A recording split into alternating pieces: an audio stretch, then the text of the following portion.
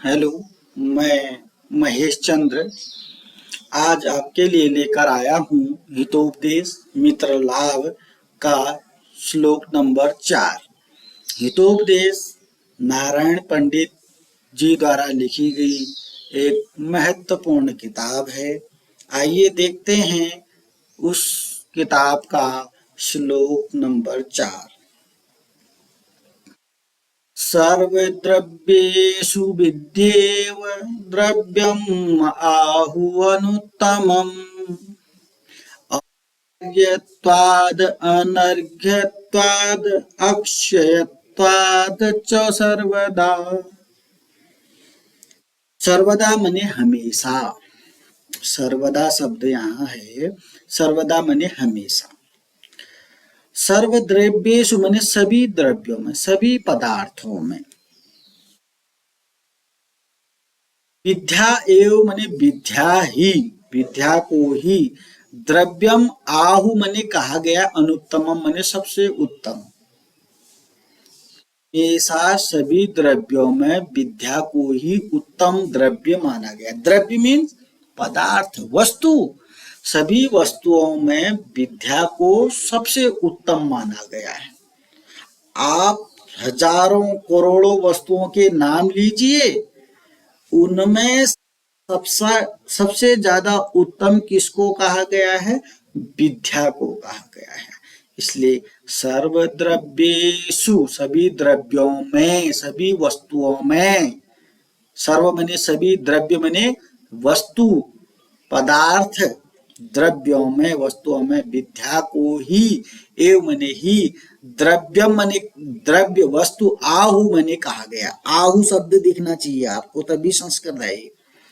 आहु, आ की मात्रा ली, अहु, आहु, रौ से विसर्ग ले लिया, आहु।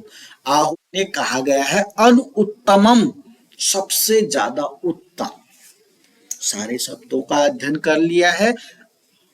पहली पंक्ति का अर्थ यह है, हमेशा सभी वस्तुओं में विद्या को सबसे उत्तम वस्तु कहा गया है। सभी पदार्थों में, सभी वस्तुओं में विद्या को सबसे उत्तम पदार्थ या वस्तु कह दिया गया है। अब क्यों कह दिया गया है, इसके विषय में दूसरी पंक्ति में बताया गया है। 3 कारणों से विद्या को सबसे ज्यादा उत्तम वस्तु कहा दिया गया। देखिए, आहार्यत्वात्, अर्घ्यत्वात्, अक्षयत्वात्। 3 शब्द हैं यहाँ पर। इनको मैं पढ़ तो चुका हूं, लेकिन आपको लिख के भी दिखा दूंगा कि किस तरीके से थे। आहार्यत्वात्, दो तक लीजिए।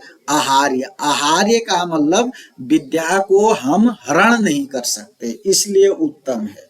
अन्य वस्तु को तो हरण कर सकते हैं, चोरी कर सकते हैं। आहार्यत्वात्,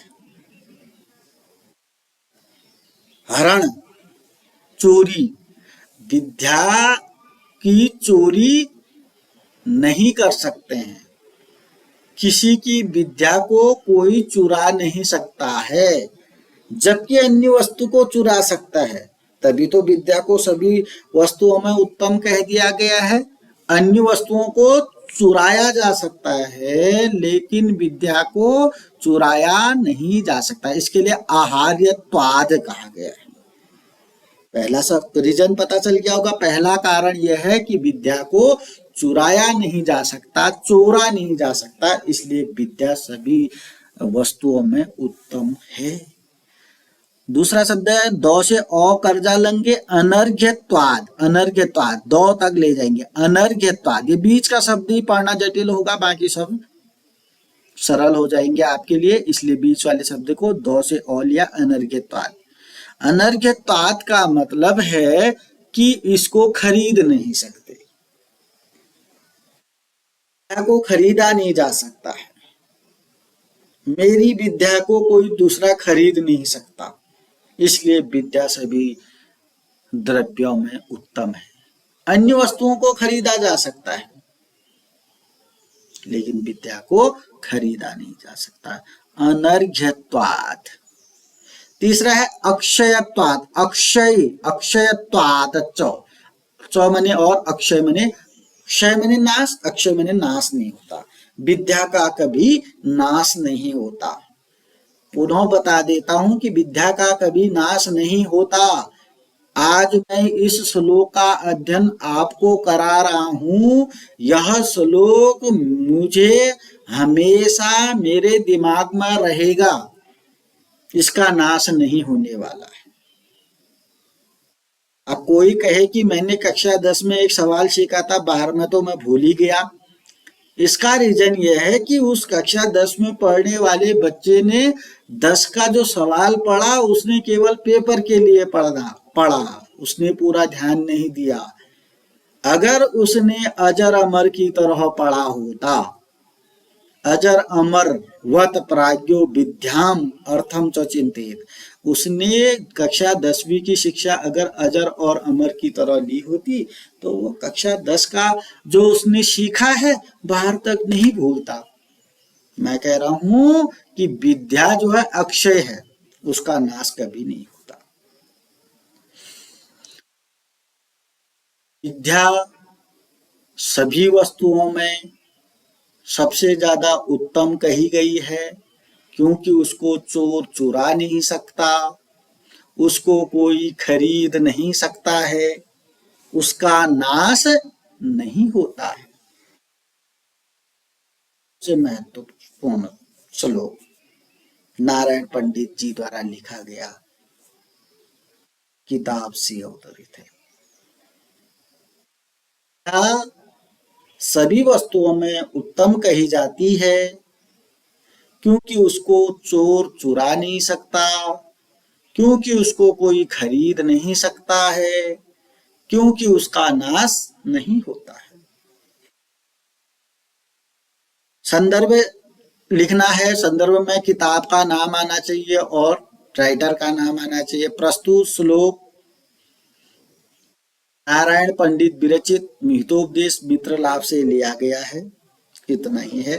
प्रसंग में है प्रस्तुत श्लोक में नारायण पंडित जी के द्वारा विद्या को सभी वस्तुओं में उत्तम कहा गया है,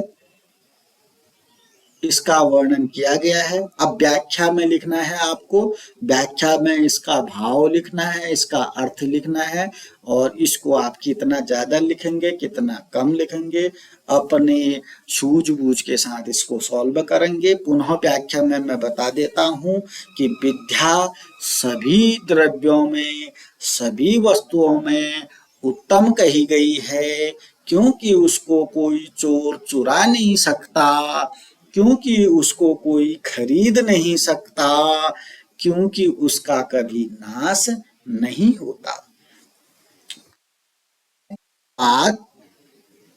अनर्घ्यत्वात् अक्षयत्वात् च, पढ़ना भी आ जाना चाहिए क्योंकि जटिल शब्द है। ये जटिल शब्द होने के कारण संस्कृत को लोग कठिन बोल देते हैं। अगर तुम्हें अर्थ आ गया तो पढ़ना आ गया, पढ़ना आ गया तो अर्थ आ गया। पुनः आहार्यत्वात् अक्षयत्वात् आहार्यत्वाद् अनर्घ्यत्वाद् अक्षयत्वाद् च सर्वदा। श्लोक नंबर 4 का अध्ययन कराने से पहले मैं प्रथम श्लोक भी पढ़ा चुका हूं। अगर आपने वीडियो नहीं देखी है देख सकते हैं लिंक के माध्यम से या सर्च करके।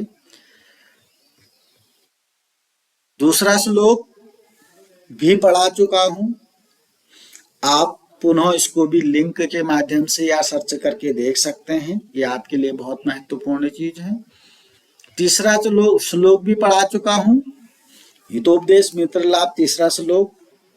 अगर आपने नहीं देखा है पुनः देख सकते हैं, सर्च करें लिंक के माध्यम से। हितोपदेश श्लोक 3 लिखेंगे तो आ जाएगा, या मेरा YouTube चैनल सर्च करेंगे या लिंक के माध्यम से, किसी भी माध्यम से आप इसको देख सकते हैं, लेकिन देखें जरूर। और 4 नंबर जो है बहुत महत्वपूर्ण है। यह श्लोक केवल BA पार्ट 1 एनईपी के बच्चों के लिए ही नहीं, किसी भी कक्षा में पढ़ने वाले बच्चे के लिए महत्वपूर्ण है, यहाँ तक कि प्रत्येक मनुष्य के लिए जरूरी है, क्योंकि इसमें बहुत महत्वपूर्ण बात कही गई है कि विद्या सभी पदार्थों में, सभी वस्तुओं में उत्तम कही गई है, क्योंकि उसको चोर चुरा नहीं सकता, क्योंकि उसको खरीदा नहीं जा सकता, क्योंकि उसका नाश नहीं हो सकता। पुनः चैनल को सब्सक्राइब करें, लाइक करें, कमेंट करें। धन्यवाद।